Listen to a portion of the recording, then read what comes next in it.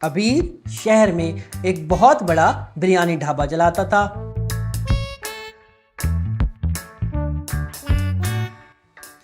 ये बिरयानी ढाबा अबीर के पूर्वजों के जमाने से ही चलता आ रहा था, इसलिए उसकी बिरयानी की बहुत मांग थी। लोग घंटों इंतजार करते और बहुत शौक से वह बिरयानी खाते।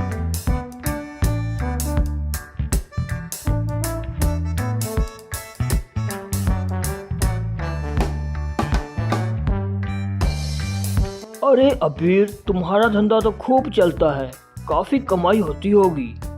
अरे ये सब तो लगन और ईमानदारी है।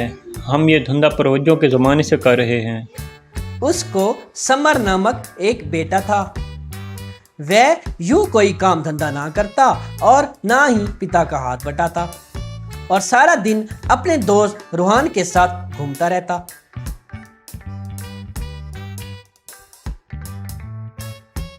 यूं एक दिन समर अबीर के पास आकर, अरे पिताजी, वो बाइक में पेट्रोल डलवाना है, 100 रुपये दीजिएगा। अरे क्या नालायक, तुमने फिर से पेट्रोल के लिए पैसे चुराए। तुम सारा दिन इस निकम्मे दोस्त के साथ घूमते रहते हो, कोई काम धंधा तो करते नहीं। मैं अब तुम्हें 1 रुपया नहीं दूंगा, समझे? यूं कहकर उसे टाल दिया। इस तरह उसका दोस्त रोहान उससे, क्या रे समर, सिर्फ 100 रुपए मांगने पे तुम्हारे पिता ने इतनी बातें सुना दी। अरे रोहन, क्या कह सकते हैं, सब कुछ वही तो कमाते हैं, मैं तो कुछ करता ही नहीं। वो अकेले चलाते हैं और मैं 100 रुपये भी मांगे तो नहीं दिए। बस बहुत हो गया, मेरी मानो तो अब धंधा तुम ही संभाल लो, फिर सब कुछ अपने हाथ में होगा। अरे लेकिन हम कैसे चलाएंगे ढाबा, मुझे तो कुछ आता ही नहीं है। अरे मैं हूँ ना तुम्हारे साथ, बस कल से तुम ढाबा संभाल लो, फिर देखना मैं कैसा बिजनेस सिखाता हूँ तुम्हें। अबीर अगले दिन काम पे जा रहा था तो समर उसे रोककर, अरे पिताजी, कहाँ जा रहे हो? ढाबे पे जा रहा हूँ, और कहाँ जाना है? बस पिताजी, अब आप ढाबे पे नहीं जाएंगे, अब आपकी उम्र हो गई है, अब मैं संभालूंगा सब कुछ। अरे हा, मैं कोई ख्वाब देख रहा हूँ क्या? तुम और काम करोगे?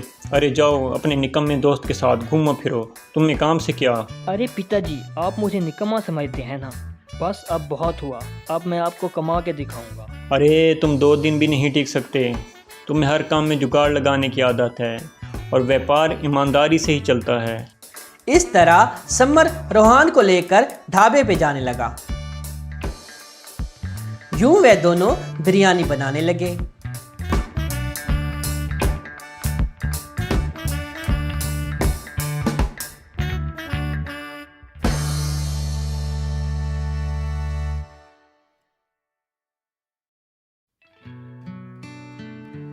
समर को खूब ग्राहक आए और भीड़ पहले की तरह रही।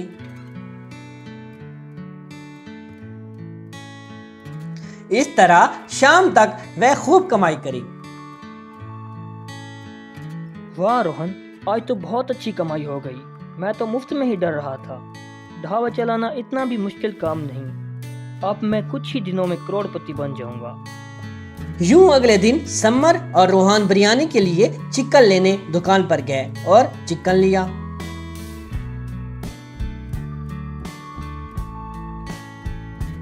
अरे भैया, कितने पैसे हो गए इसके? अरे इसके 5,000 हो गए। अरे क्या रे, इतने से चिकन के लिए 5,000? ये चिकन वापस कर दो समर, हम नहीं लेंगे। यूं वह उसे चिकन वापस कर दिए। यूं वह देखा तो दूसरी तरफ काफी सारे कौवे बैठे हुए थे। अरे क्या कर दिया रोहन, अब बिरयानी के लिए चिकन कहाँ से लाएंगे? अरे बस तुम देखते जाओ। इस तरह रोहान एक जाल उन कौवों के ऊपर फेंक दिया।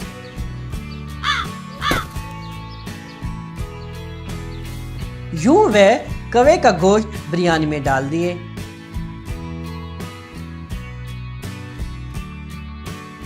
इस तरह वह ढाबा खोला तो काफी लोग आने लगे। वह बिरयानी खाए तो स्वाद कुछ ठीक नहीं लगा और चिकन का साइज भी बहुत छोटा था। अरे क्या अजीब स्वाद है आज बिरयानी का, और ये लेग पीस इतना छोटा क्यों है? चिकन का तो लग ही नहीं रहा। अरे क्या बकवास कर रहे हो?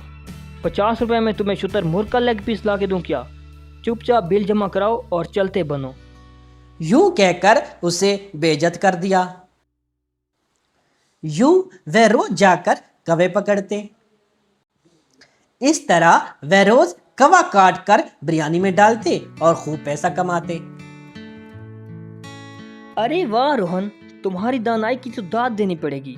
इस तरह तो हमें दुगना लाभ होगा। देखा, इसे कहते हैं बिजनेस। तुम्हारे पिता को अक्ल नहीं आई, इसीलिए हमेशा उसी ढाबे पे ही रह गए। अब देखना, मैं तुम्हें कैसे दिनों में अमीर बना दूंगा। एक दिन एक कसाई उनके पास बिरयानी खाने आया। वह बिरयानी चखा तो अरे छी, ये क्या? ये तो कौवा जैसा स्वाद है और ये लेग पीस भी कौवा का है।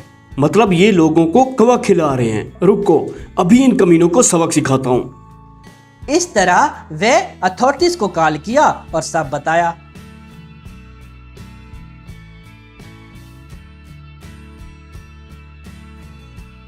थोड़ी देर में वहां एक पुलिस कार आकर रुकी।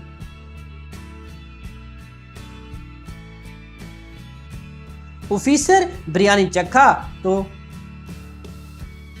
अरे छी छी, क्या रे, तुम लोगों को कौवा बिरयानी खिला रहे हो? चलो थाने, अब तुम्हें तो बहुत कड़ी सजा मिलेगी। उसका दोस्त रोहान चुपके से पीछे से निकल गया। इस तरह रोहान को कारागार में डाल दिए। अबीर सब लोगों से हाथ जोड़कर माफी मांगा और आगे से ऐसा ना होने का वचन दिया।